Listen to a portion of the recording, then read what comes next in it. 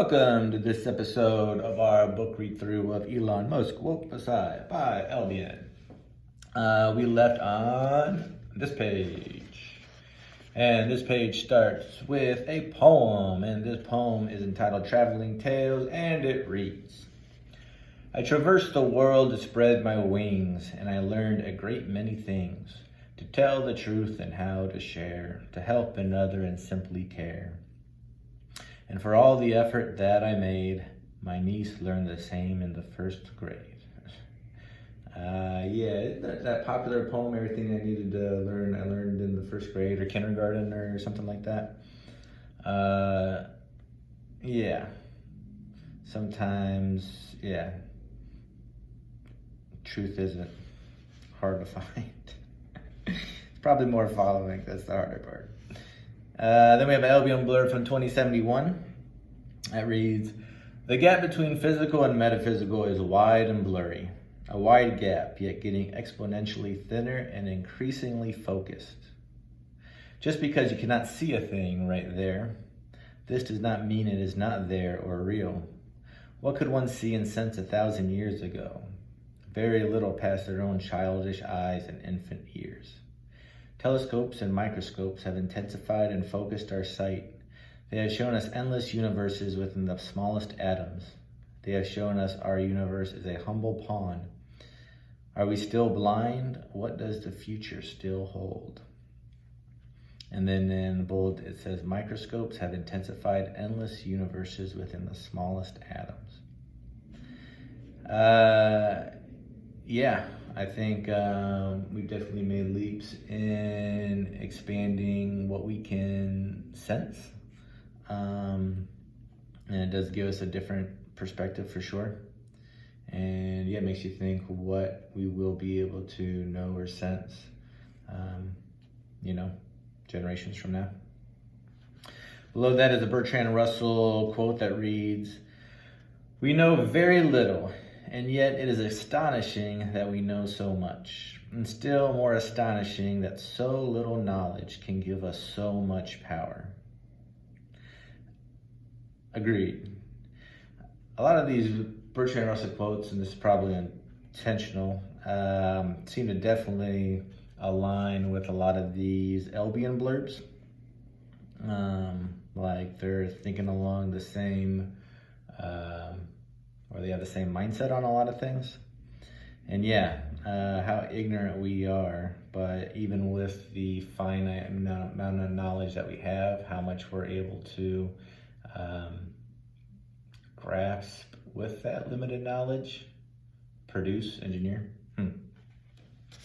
Next page is a heading that says, hey Elon, if you couldn't be an engineer, what other occupation do you think you would be good at or enjoy the most? I would be interested in that answer. Sounds like he was definitely born to do what he's doing. So what he would be good at or enjoy, and those might be two different things, I would be interested in hearing him answer that question.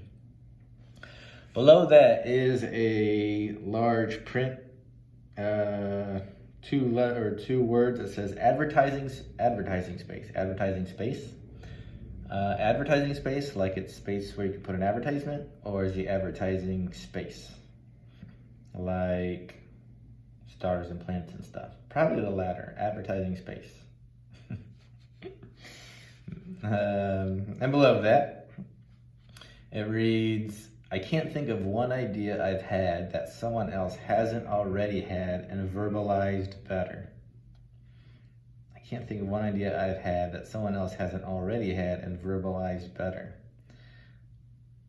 I can empathize with that. Is it Albion saying this? I wonder if that goes back to last episode where he's saying this book is a blatant forgery. How many thoughts or stories are truly unique or original, or are most just different different versions of what you've read and experienced or written by other people? Next page, we have a poem that reads, The color of grass should be plain to see, but my friend and I simply could not agree. We argued and debated all day, and said all the things we had to say. And this went on well into the night, so much that I started to question my sight. Yeah, so we definitely see things differently, even things as simple as the color of grass.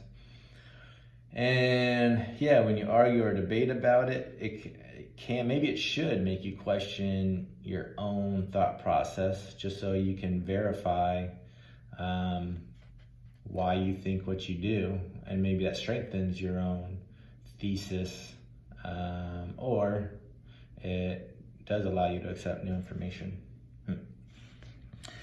Next, we have an LBM blurb from 2036. And it reads, people have a belief about everything that directly affects them. They need to rationalize beliefs in order to rationalize actions.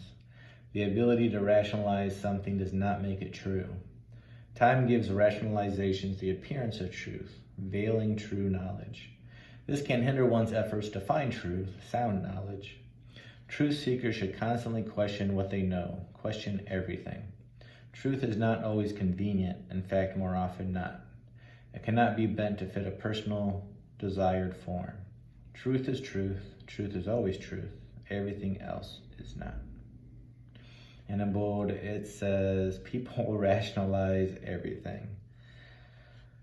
Yeah, I mean, people have to judge and make assumptions based off what they know. And if they're working with limited information, they have to connect those pieces of information as best they can, which probably does lend to rationalizations that are not true or half true or versions of the truth. Something to keep in mind, I guess. Next, we have a quote from Elon Musk that reads, people work better when they know what the goal is and why. It is important that people look forward to coming to work in the morning and enjoy working. Creating that environment that you want to be in. Always this other quote, something about if you need inspiration, don't do it.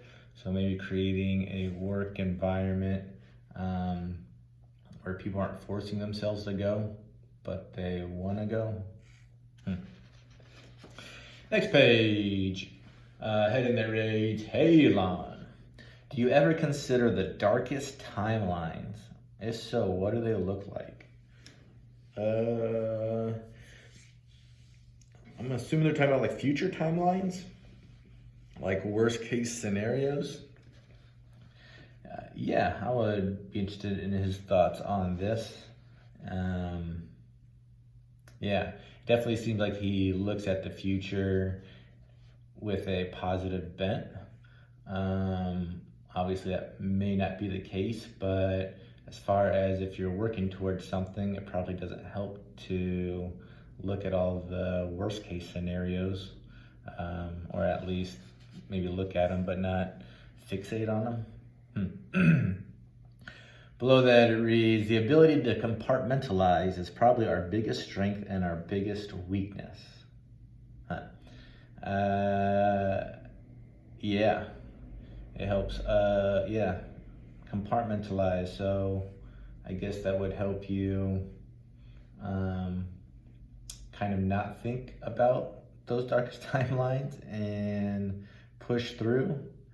But then also it helps you like push out maybe things you should be considering or thinking about or spending your time on possibly. Below that, it says, on Mars, the first elementary school was named Marvin the Martian Primary School. Super cute.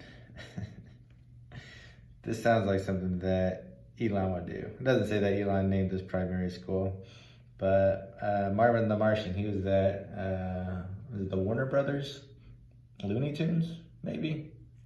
But that would be a super cute name for a primary school. All right, I think that is good for this episode. Join us for the next episode, and until then, have a great day.